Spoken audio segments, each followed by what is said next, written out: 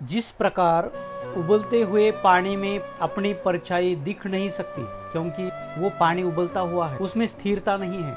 अगर अपना चेहरा उसमें हमें स्पष्ट रूप से देखना है, अपनी परछाई देखनी है, तो उस पाणी को स्थिर होना होगा। म्हणजे याचा अर्थ असा आहे की उकळत्या पाण्यामध्ये आपली सावली, आपला चेहरा दिसू शकत नाही।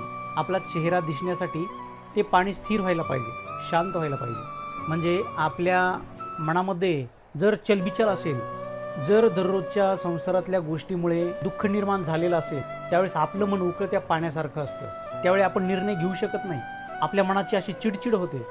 ज्यावेळेस आपलं मन शांत होईल, ज्यावेळेस स्थिर होईल, त्यावेळेसच आपण योग्य निर्णय घेऊ शकतो। गडबडीमध्ये आपण चुकीचे निर्णय घेतो आणि त्याचा पुन्हा पश्चाताप आपल्याला भोगावा लागतो। त्यामुळे कुठलाही निर्णय घेताना अगदी शांत मनाने घेतला पाहिजे।